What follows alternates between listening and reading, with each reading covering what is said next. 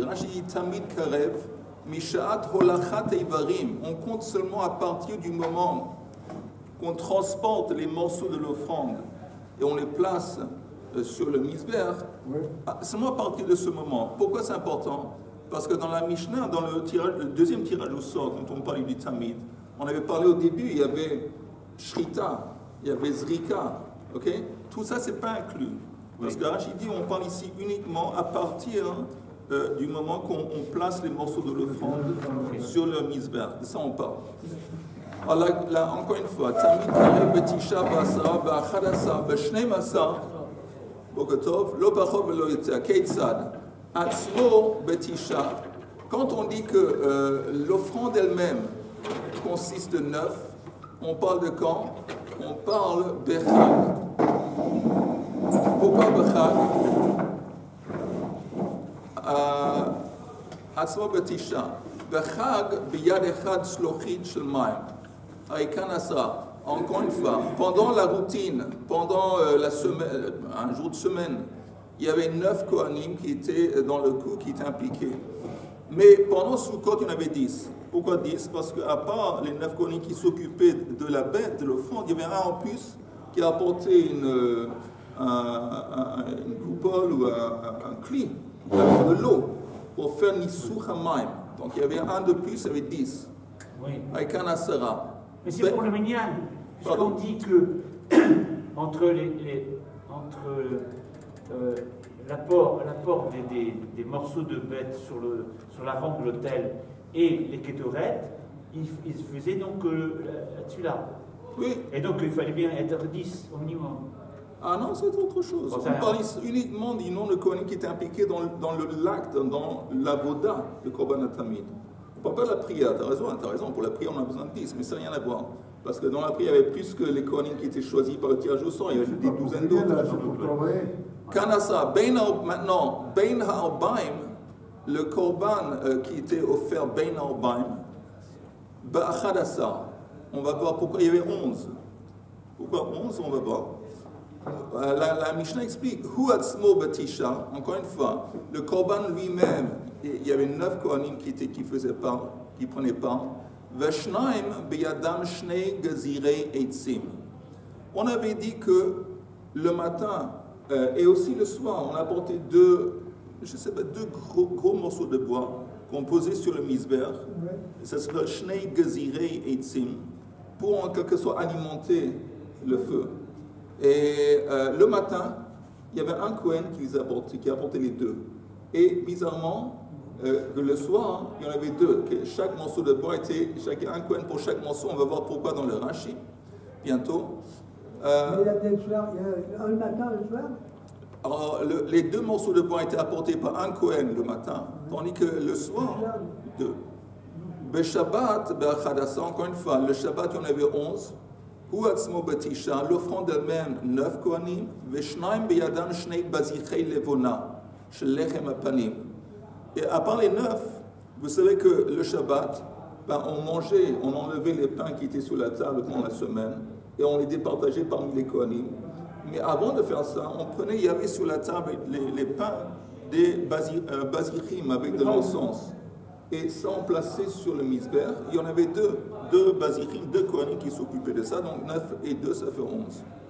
Ou be Shabbat shebetoch hachag, et quand on parle d'un Shabbat qui se déroule pendant Sukkot, donc on a mis 9 pour le Korban, 2 pour les bazichim, et 1 en plus pour l'eau. Et donc on arrive à 12.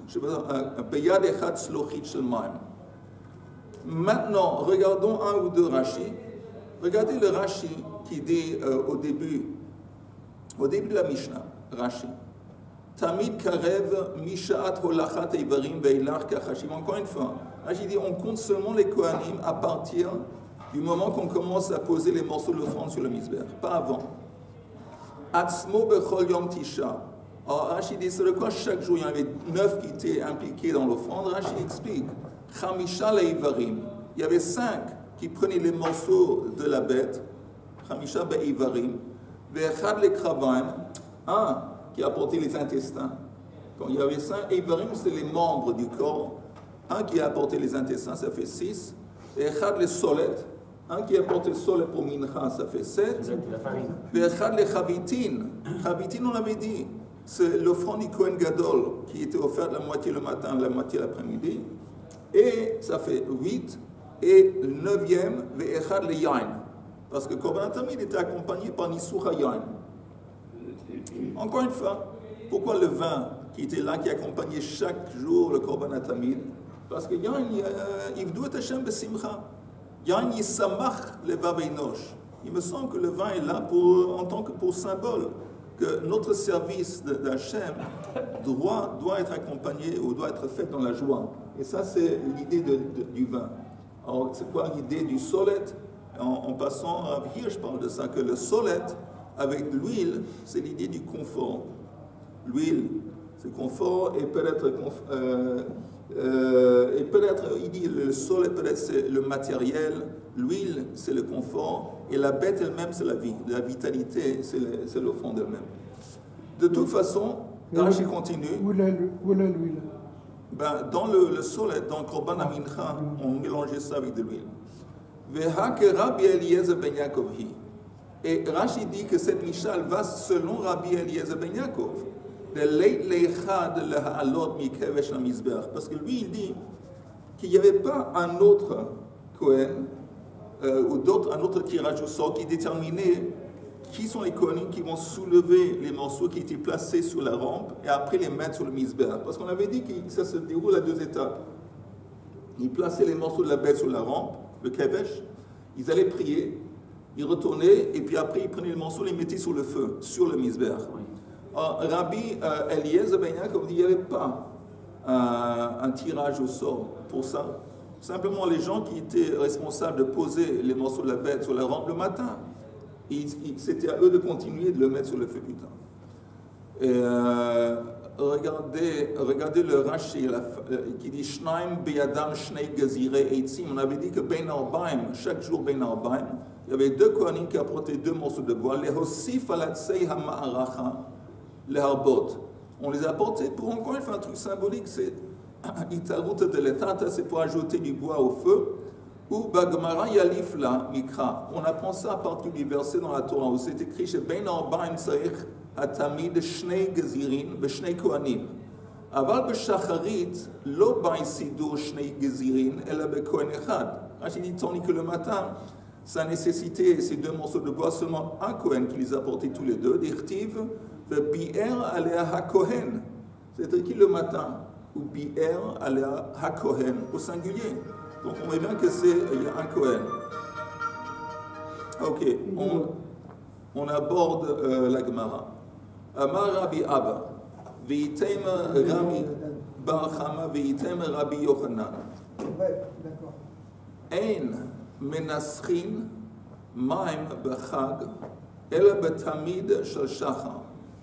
Apparemment, on peut déduire de notre Mishnah que le verser de l'eau sur le misbeh pendant la fête de Sukkot, c'était uniquement le matin. Mais maï, comment on déduit ça? Medekatane ou beshabbat shebetoch hachag beyad echad slochit shel maim. Parce qu'on avait dit que le Shabbat, pendant le Chag, il y avait Chag à Sukkot, il y avait encore une fois 9 qui s'occupaient du Korban, 2 qui s'occupaient des basichim, l'encens qui était lié au pain, ça fait 11. Et le 12e, c'était pour l'eau.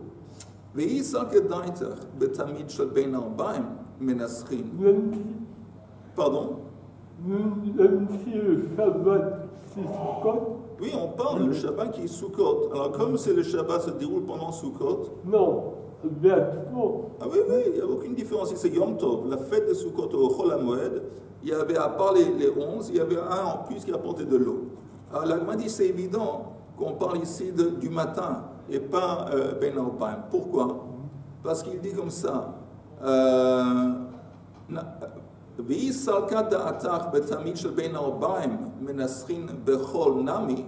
Si tu me dis que apporter de l'eau, verser de l'eau, ça se faisait aussi l'après-midi, parce que la Mishnah dit, il y a un cas où on trouve 12 Kohanim qui sont appliqués dans le Tamid. Quand le Shabbat. Mais si tu me dis qu'on apporte de l'eau, quand on verse de l'eau pendant Sukkot, ça se déroule l'après-midi. On avait dit l'après-midi, il y a aussi 2. Donc on va arriver à 12 aussi pendant les jours de Chol HaMoed. Comme la Mishnah précise que 12, c'était uniquement le Shabbat, ça laisse entendre que c'était le matin et pas l'après-midi. Je répète, parce que si le verset de l'eau avec le Korban HaTamid, ça comprenait aussi Korban HaTamid Shel Bein HaArbaim. Comme on sait que Korban HaTamid Shel Bein HaArbaim était accompagné par 2 Kohanim qui apportaient les 2 morceaux de bois. 9 et 2, ça fait 11. Et si tu me dis en plus, il y avait l'après-midi l'eau, ça fait 12. Et la Mishnah dit qu'on arrive seulement à 12 quand le Shabbat se déroule pendant Sukkot. Ça veut dire que l'eau était apportée uniquement le matin. Parce que le matin, il n'y avait pas 2 Kohanim qui apportaient les 2 morceaux de bois. Il y avait un Kohen qui s'occupait d'apporter les 2 morceaux de bois. Donc c'est comme ça qu'on arrivait à 12. Le Shabbat. C'est clair pour tout le monde. Ok, je vous dis.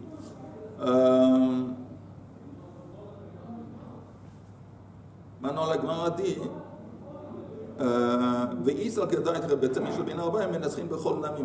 Amar Rav Ashi Af Ana Nami Tanina. On peut déduire ça aussi à partir d'une braïta. On peut déduire aussi que quoi? Que quand on versait l'eau sur le misber pendant Sukkot, ça se déroulait le matin et pas l'après-midi. Parce que c'est écrit dans la braïta le Menasser Omer lo Hagba Yadecha.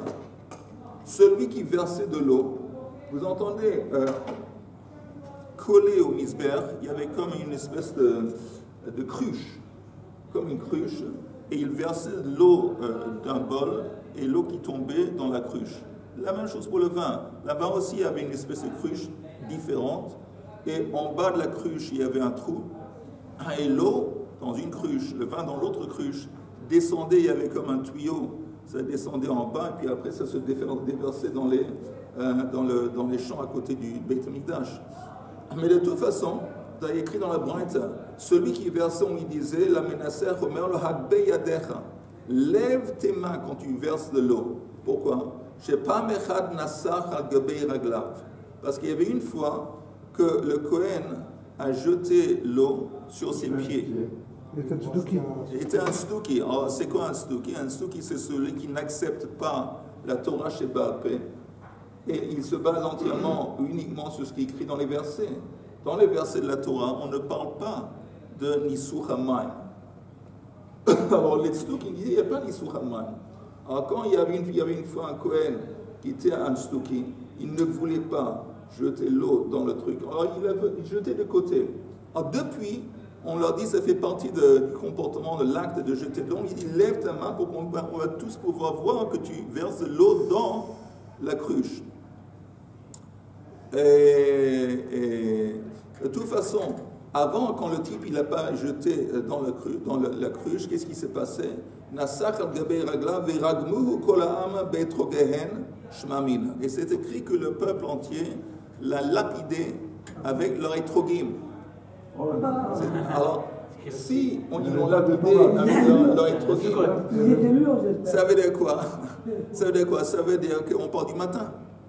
Parce que les étrogim, leur batamidim, c'est le matin, on sait, c'est pas l'après-midi. Donc c'est encore une preuve que le versement de l'eau, ça se déroulait le matin, pas l'après-midi. Tanya, Rabbi Shimon ben Yochai Omer, Minayin letamid shel bein arbaim, shetauna shnei gezirei eitzim beshnei kohanim. D'où est-ce qu'on apprend que quand on apporte les 2 morceaux de bois l'après-midi, c'est accompagné par 2 kohanim. Sheneemar ve'achu eitzim. Et c'est écrit, achu eitzim dans le verset au pluriel. Si ça ne s'applique pas au Tamid Shel Shachar, d'Irtiv,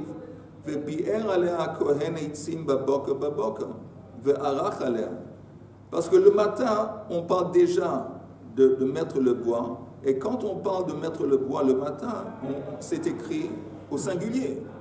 Donc forcément, ce verset qui dit V'achu eitzim, on parle des cônes qui vont mettre le bois, ça ne parle pas du matin. On a un autre verset qui parle de mettre le bois sur le misber le matin, et c'est au singulier, donc forcément c'est l'après-midi.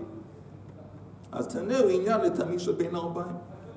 ואימה, לגמר propose, ואימה אידי ואידי בתמיד של שחר. Disons que ces deux versets s'appliquent au tamid shel shachar. Ve'amar Rachmana avid ve'hadar avid. C'est concevable que la Torah dit que le matin, d'abord il y a un Kohen qui apporte 2 morceaux de bois, et il est suivi le matin par 2 autres Kohanim qui chacun apporte un morceau de bois. Qui te dit que ça s'applique au Korban Tamid shel Ben Arbaim? Peut-être tous ces morceaux de bois, c'est une mitzvah qui s'applique le matin. On apporte 2 par un Kohen, suivi par encore 2 par 2 Kohanim. Imken, hein? Oui, c'est surtout. Tu ne peux pas alimenter le feu le matin pour le matin et le soir. Ben, tu as raison, parce que un morceau de bois, de toute façon, que ça, c'est 2 morceaux de bois, c'est pas assez. On a apporté d'autres, mais c'était 2 gros morceaux de bois. Comment on appelle ça en anglais? On dit un log. Quand il y a une bûche, des bio. Des grandes bûches. Des grandes bûches. Bio. Bio. Bio. Alors, c'était des bio, c'est des gros morceaux de bois. Des gros morceaux. Mais c'était tout de même 2 morceaux de bois qui étaient capables d'être apportés par un Kohen le matin. De toute façon, la Gemara dit Imken. Hein? C'est lourd. C'est lourd. C'est pesant, c'est gros. On a choisi un Kohen qui était costaud. Mais l'après-midi, ils sont déjà plus fatigués, ils sont obligés de... Peut-être. Imken, Neimekra, si c'est comme ça, si c'est comme tu proposes que tout ça se déroulait le matin, le verset dans la Torah aurait dû s'exprimer de la façon suivante. Vebi'er. On aurait dû, la Torah aurait dû utiliser le même verbe, mais ce n'est pas le cas. Parce que quand on parle, il y a un qui dit Arhu mettre, et un autre qui dit bi'er, brûler. Si tu me dis que tout ça se déroule au même moment le matin, que la Torah s'exprime en utilisant le même verbe, bi'er ou bi'er. Ikatab rachmana ou bi'er, abamina chad. Elle dit non, parce que si c'était écrit bi'er ou bi'er, encore une fois, on aurait pu penser que la deuxième fois qu'on apporte les 2 morceaux de bois, c'est aussi par un Kohen. On sait qu'on a 2. Abamina chad, un Kohen, in treilo, que mashmalan. Donc on a besoin au pluriel. Et la Gemara dit, ok, même si c'est au pluriel, vebiaru, vebiaru. Neimekra, que le verset va dire, vebiaru, comme ça, c'est le même verbe, c'est la même expression, mais il y a la deuxième fois, c'est au pluriel. Inami, une autre possibilité, ve'arach, ve'achu. La même idée. Au lieu de dire bi'er, prends le mot arach, après achu. Maï ve'bi'er ve'achu. Pourquoi on a 2 expressions différentes? Bi'er ve'achu. Shmamina kedeka amrina. Ça laisse entendre comme on a compris. On parle que les morceaux de bois ont été mis à 2 reprises. Une le matin et une fois l'après-midi. Et l'après-midi, ça a été encore une fois posé par 2 Kohanim. Tani Rabbi Chia Pais. Oui, l'après-midi, pourquoi 2 bio l'après-midi? Parce qu'il y avait la nuit aussi, peut-être. Aussi, ouais. La vérité, on a plus besoin de bois le matin que l'après-midi. Pourquoi? Parce que la plupart des offrandes étaient offertes pendant la journée. On ne pouvait pas... c'est vrai que tant que la shrita a eu lieu pendant la journée, et tant que le sang était jeté pendant la journée, on pouvait poser sur le misbeh des morceaux de l'offrande pendant la nuit. On ne peut pas faire shrita pendant la nuit. Donc la plupart des korbanot, ils ont été offerts pendant la journée. À part les restes des kohanim qui ont été placés pendant la nuit. Disons le korban atamid shel Ben Arbaim. Donc forcément la shrita c'est tard l'après-midi. C'est l'après-midi. Le gens qui a été versé sur le misbeh, c'est l'après-midi. Mais c'est possible que les morceaux du korban atamid ont été placés sur le misbeh plus tard pendant la nuit. Ou qui restent, ils continuent à brûler la nuit. Tu voulais dire une question, Ali? Non, simplement dire que là, à partir de Mincha, on mettait tout ce qui n'a pas été mis sur le misbeh dans la journée, on le mettait dans la nuit. Pour qui? La nuit. Donc on alimentait beaucoup plus le feu le soir que le matin, pour qu'il y ait plus de bois, pour que le feu dure plus longtemps pendant la nuit. Pas évident. Parce que la plupart, On mettait la nuit tous les morceaux qui n'ont pas été mis. Pas beaucoup. Qui te dit qu'il y avait plein de morceaux? Mais pendant la journée, ou peut-être des centaines de juifs arrivaient avec des centaines d'offrandes pendant la journée. Oui. Alors tout ça, ça n'a pas été mis sur le misbère la nuit, ça a été mis le jour. Ils ne prenaient pas tous dans la... Non, mais tout ce que je dis, que la majorité... Je suis d'accord avec toi, qu'il y avait des restes. Mais qui te dit que les restes, c'était la quantité majoritaire? J'imagine que la plupart des offrandes étaient mis sur le feu pendant la journée. Et ce qui n'ont pas été mis, bon, ça brûlait la nuit. Mais je ne pense pas que c'est évident que la nuit avait plus besoin de feu que le jour. On explique qu'il y a plus de bois la nuit que le jour. Qui te dit ça? C'est marqué. Où? Et maintenant, on vient de dire. Ah non! Le matin, il porte un bio de bois. L'après-midi, il y en a deux qui... Alors, je me suis mal exprimé peut-être. Alors, peut-être je me suis mal exprimé. Tu entends, Elie? C'est écrit que, quoi que ce soit le matin et l'après-midi, il y avait 2 bios. Il y avait 2. Mais la différence, c'est que le matin, les 2 bios étaient apportés par un Kohen. Et le soir, ils étaient apportés par 2 Kohanim. Chaque bio était apporté par un Kohen tout seul. Ça, c'est le seul. Mais il y avait toujours Shnei Gezirei Itzim qui ont été mis sur le... Oui, que mais ce soit si le matin ou par l'après-midi. un Kohen qui amène 2 bio le matin, Oui. et par 2 Kohanim Oui. qui amènent 2 Oui. bio l'après-midi, Oui. sans doute les bio de l'après-midi sont plus peut-être pesants, plus lourds. Je sais pas. Je sais pas. Tout ça. Bon, bref. Faites vos jeux. Ok, on continue. Alors la Gemara dit Tanei Rabbi Chia Pais, le Pais, le tirage au sort, Pamim 13, Pamim 14, Pamim 15, Pamim 16. Il dit qu'il y a des fois que le Pais consiste de 13 Kohanim, quelquefois 14, quelquefois 15, quelquefois 16. Alors comment on arrive à ça? Regardez le Rashi. Le Rashi qui dit Pamim 13. Vous voyez? Kohanim asukin ba'avodat hatamid kedetznan b'manitin b'pais shnei pais sheni 13 kohanim zochin bo. Pourquoi ici on parle de 13 et pourquoi dans la Mishnah on parle de 9? Simplement parce que quand on parle de 13, ça comprend même les kohanim qui ont commencé le service avant avant de mettre sur le kevesh. Donc on avait dit avant il y avait shrita, ça c'est 1. Il y avait Zrika, ça c'est 2. Donc, on ajoutait. Donc, au lieu de 9, il y avait... Non, il y avait qu'est-ce qu'il y avait en plus? Juste, je regarde le deuxième prince. Prince Mishochet, Mizorek. Ah, voilà, Mi Bedashen, ça c'est 3. Le Mi Ma'ale. Mi Bedashen est un menorah, ça c'est 4. 4 et 9, ça fait 13. Ken, il y avait encore une fois, avant qu'on peut...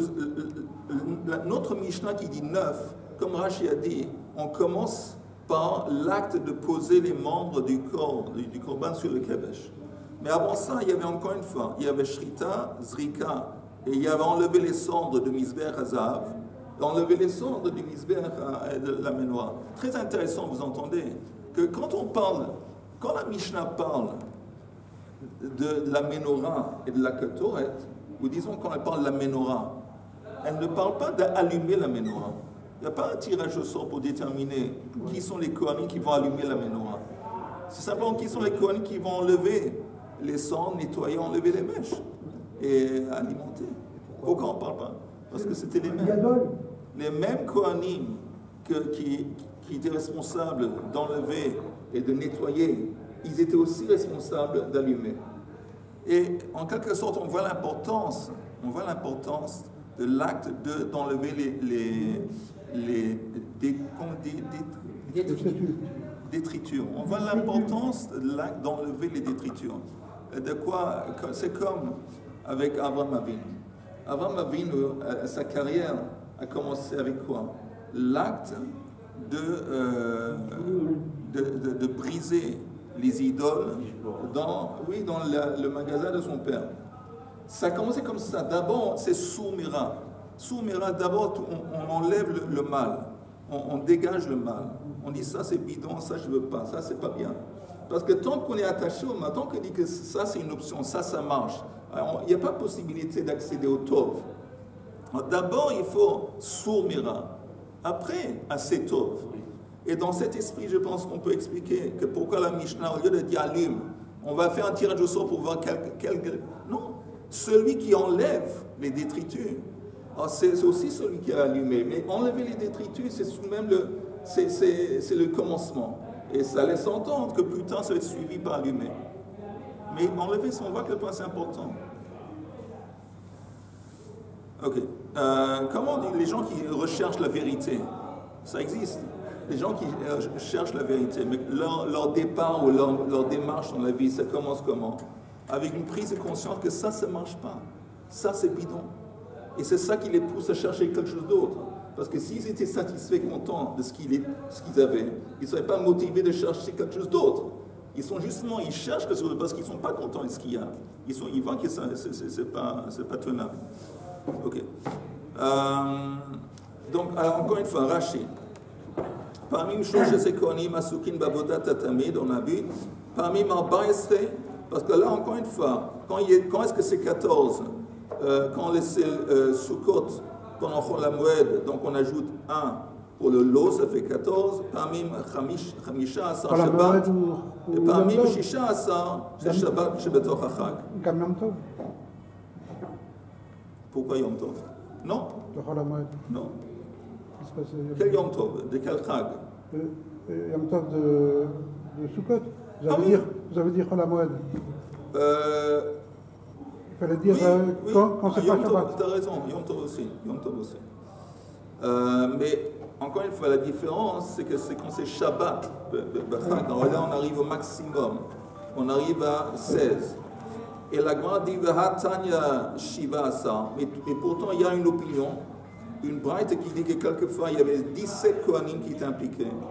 On dit Ahi de lo que Rabbi Eliezer ben Yaakov et le que Rabbi Yehuda.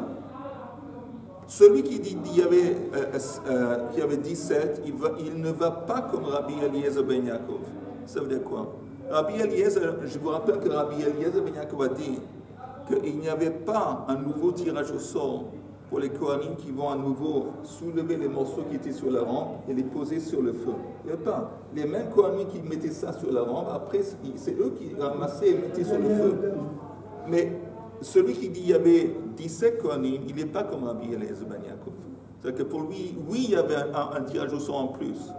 Il y avait d'autres. Alors ça veut dire on arrive à un autre Kohen qui faisait ça, on arrive à 17. Et il est comme Rabbi Yehuda. Pourquoi il est comme Rabbi Yehuda? Rabbi Yehuda avait dit qu'il n'y avait pas un tirage au sort en particulier pour la Martha qui était liée à la Ketoret. On avait dit hier que la Ketoret, il y avait deux éléments de la Ketoret. Celui qui mettait les braises et le Kohen qui mettait l'encens sur les braises. On avait dit, Rabbi Yehuda lui dit, il n'y a pas un truc spécial, un tirage au sort spécial pour les braises, la Martha. Le Kohen qui était choisi pour faire la Ketoret, c'était celui qui était à côté de lui, qui prenait la responsabilité de la Martha. Ok. Nouvelle Mishnah. Aïl karev be'achad asar. Maintenant, on parle des animaux différents, et en conséquence de la taille des animaux, ça va impacter sur le nombre de Kohanim qui vont être impliqués. C'est logique. Alors, quand on a parlé du Korban HaTamid, ça consistait de quoi? Keves. Keves, c'est un mouton. Un mouton, donc c'est pas très gros. Un agneau même, comme tu dis. Donc, voilà. Maintenant, Aïl, qui est un bélier, déjà un peu plus grand. Aïl karev ba'achad asa. Il était offert par 11. Aïl karev ba'achad asa. Habasar b'chamisha. Donc, comment on départageait le Aïl? La chair, la viande, les morceaux du Aïl, il y avait 5. Akravaim, après Kravaim, les intestins, Vasolet, Vayain, Beshnaim, Shnaim. Alors, il y avait 2 Kohanim qui s'occupaient d'apporter les intestins du bélier, 2 Kohanim qui apportaient le solet, le mincha, parce que le solet, la mincha, qui accompagnait le Aïl, c'était une quantité plus grande. Et aussi le vin, qui est une quantité plus grande. Il y a aussi 2 Kohanim qui apportaient le vin. Donc on arrive, donc on arrive déjà à 11. D'accord? 11. 5 pour la viande et 6 pour le reste. Vous êtes d'accord, c'est clair ou c'est flou? Et la peau? Non, parce que la peau n'était pas mise sur le... C'était enlevé. Et c'était... Qu'est-ce qui se passait à la peau? C'était un cadeau qu'on donnait au Kohanim. C'était comme un salaire, ça faisait partie de leur salaire. Mais pourquoi il faut plus de soleil et plus de vin pour... Parce que la Torah le dit. Regardons le Rashi. Rashi qui dit... Rashi dit... Solet, Shnei Esronim Aya, et donc Shnei Kohanim.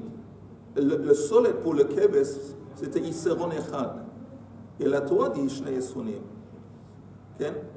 Là, on continue dans les Mishnah. Maintenant on arrive à une offrande qui consiste d'un bœuf, une vache, par Karev, Be'esrim, Varba'a. Alors là, ça impliquait 24 Kohanim.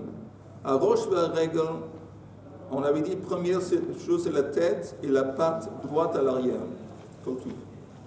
À Rosh Be'echad, Ve'Regel Be'shnaim. Donc déjà la différence. Parce qu'ici, on voit que pour le règle, la jambe, il y avait 2 Kohanim. Avant, on a dit que c'était le même Kohen qui apportait la tête, il apportait aussi la jambe droite à l'arrière. Ici, on a déjà 3 Kohanim qui font ce qu'un Kohen faisait à l'avant. Un qui apporte la tête et un qui apporte, ou 2 qui apportent la jambe. Parce que c'était lourd. Parce que c'était plus lourd. Ok, c'est la règle, la queue, et encore une fois, c'est pas seulement la queue, c'est le côté arrière de l'animal. Ok, c'est la règle, et le règle ici, c'est la patte en arrière à gauche. Ok, c'est Beshnaim, c'est 2 qui apportaient la queue, le côté arrière, postérieur. Va règle Beshnaim. Achazé va gera, achazé be'achad, va gera beshlosha. Gera, c'est tout le cou, et tout ce qui est à côté du cou. Shtei yadayim, les 2 pattes à l'avant, beshnaim. Shtei tfanot, les 2 flancs, beshnaim. Akravaim, solet. Shtei yadayim, 2 Kohan chacun ou 2 Kohan pour les 2 pattes de doigts? Non, Shtei yadayim beshnaim, ça veut dire que chaque yad, chaque jambe, il y avait un. Parce que pour les pattes arrière, il fallait 2. Je sais,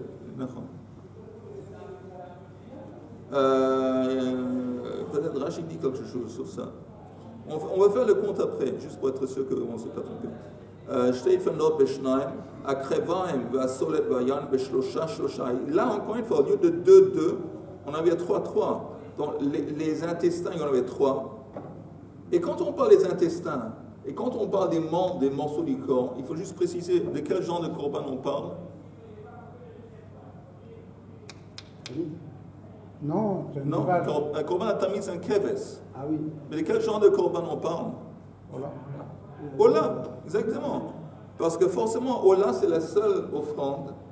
Donc, tout le morceau de l'offrande est découpé, mis. Les autres, c'est pas le cas. Kravaim. C'est pas la seule. Pardon? C'est pas la seule. C'est pas le seul korban où on brûle tout. Oui, c'est le seul. C'est le seul. Khatat. Non? Khatat, on met seulement un élément qui est mis, et le reste du khatat est mangé. L'ensemble du khatat, la majorité est mangée par les kohanim. La même chose avec le hacham. Et le shlamim, c'est un morceau qui est mis, c'est la graisse et quelque chose d'autre qui est mis sur le misbeh. Et un morceau est mangé par l'Issa qui était le propriétaire de la bête, et un autre morceau est donné au kohanim. À Kravaim 3, à Solet 3 et le 23. Oui. Les Kohanim, quand ils mangent leur morceau, il est quand même cuit sur le... Non, pas du tout. Non, parce que tout ce qui est mis sur le misbeh, une fois que c'est mis sur le misbeh, ça appartient à Kadosh Baruch Hu. Ça veut dire que ça a été consacré à Hachem. Mais eux, leur morceau que eux, ils est destiné à être mangé par eux, n'a pas été mis sur le misbeh. Donc ça n'a pas été consacré dans ce... Une fois que... Hein? Non, c'est une précision importante. Il n'y a pas que là qui... Seulement la Ola.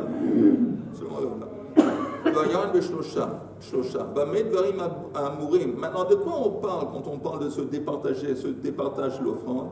Les korbanot sibour, uniquement des offrandes du sibour. Korban et sibour, c'est encore une fois korban atamid et korban moussaf. Ça, c'est Korban Tzibour. Et oui, les Korbanot de la fête qui représentent le Tzibour, ça peut être un Korban Hacham. Alors, le Korban Yachid, mais en ce qui concerne des offrandes qui sont apportées par un individu, Im Ratza Lakriv Makriv. Si le Kohen, en tant qu'individu, il veut prendre responsabilité de tous les morceaux, il peut. C'est son prerogative, c'est son droit. Encore une fois, la façon qu'on a décrit dans la Mishnah, comment on départage tous les morceaux de la Ola, c'est seulement quand on parle de Korbanot Tzibour. Mais un Korban Ola qui est apporté par un individu, le Dava par exemple, alors là, le Kohen, il peut décider. Moi, je prends charge et je m'occupe de tout. S'il veut, il peut. Ça dépend aussi. Je ne sais pas, c'est intéressant. Si ça dépend de l'autorisation du propriétaire, ou si c'est le Kohen qui détermine. Hef Shaitan venituchan shel eilu ve'eilu shavin. Maintenant, c'est intéressant que quand on parle d'enlever la peau, on parle de dépouiller. Dépeçage. Le dépeçage. Le dépeçage. Le dépeçage et le découpage de ces bêtes, que ce soit un korban yachid ou un korban tzibour, c'était à égalité. Ça veut dire quoi que c'était à égalité? On va voir maintenant tout de suite dans la Gemara. Tana hef shaitan venituchan shavin bezar. C'est ça, qu'un zar, le non-Kohen, pouvait s'occuper d'enlever la peau et il pouvait lui aussi être responsable de découper la bête. Donc c'est un nouveau truc. Un zar, un non-Kohen, pas seulement il peut faire shrita, il peut aussi s'occuper d'enlever la peau. Comment on enlevait la peau de la bête? Après qu'on avait fait shrita, on pendait la bête par les jambes arrière, la tête était en bas, et là on enlevait la peau à partir des jambes, on enlevait de haut en bas. Par un crochet? Oui, par un crochet, une espèce de crochet. Ça, mais un zar pouvait le faire. La même chose découpage. Quand on découpait la bête en morceaux, la tête, la jambe, tout ça, c'était un non-Kohen, un zar. C'est le cas dans les abattoirs actuels. Oui, comme ça. Oui. Parce qu'apparemment, c'est la façon pratique de le faire. C'est que pour ce corban-là ou que pour cet animal-là que le non-Kohen peut le faire? Non. Quand tu fais... Pour la Ola? Oui, parce que c'est seulement dans la Ola où il y a besoin de découper les morceaux. C'est seulement, encore une fois, en ce qui concerne Korban Ola, qu'on nitouar, on découpe les morceaux de la bête pour les mettre sur le misber. Parce que toutes les autres offrandes, on ne met pas tous les morceaux de la bête sur le misber, c'est dans la Ola. Et donc, encore une fois, celui qui s'occupe responsable de couper la bête, ça pourrait être, s'il veut, le propriétaire, un zar, un non-Kohen. Ok, on va s'arrêter là, un peu tôt. On va s'arrêter là. Mara. On va reprendre la Gemara le prochain. On est quel jour aujourd'hui? Lundi. En mercredi, on reprend le Blinet de la Gemara.